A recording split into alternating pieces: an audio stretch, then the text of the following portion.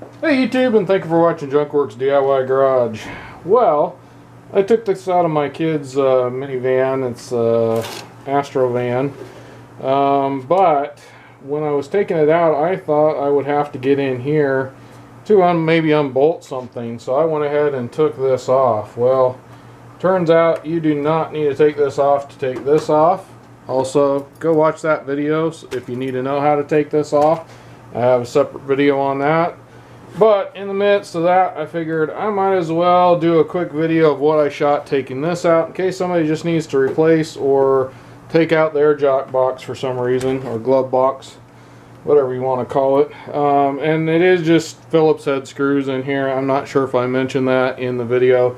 And this is pretty simple and self-explanatory, but just in case, I thought I'd throw a quick video out there. So hopefully you enjoy it. So then we're going to open up the jock box here, glove box, whatever you want to call it. And I got a number 2 Phillips head. You'll have to clean out your box, obviously, probably. And there's actually 2 Phillips head screws down inside here. I think we're going to yank out.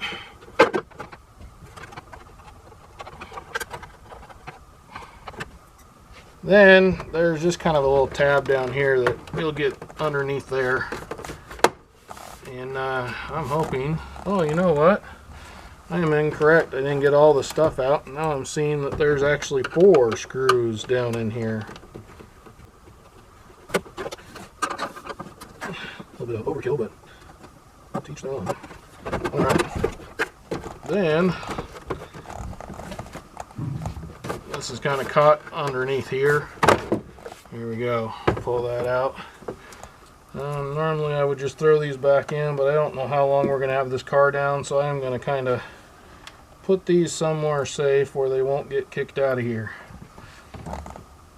And one more tip, I would say when you're putting these screws in, definitely turn them in reverse until they make that little clip and then put it in.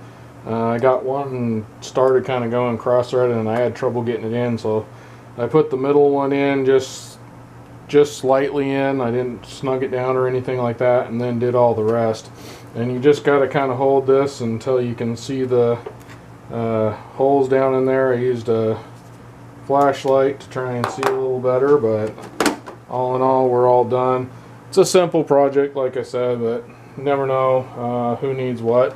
Thanks for watching Junkworks DIY Garage, where I'm proud to say I'm a jack of all and master of none. You all have a good one.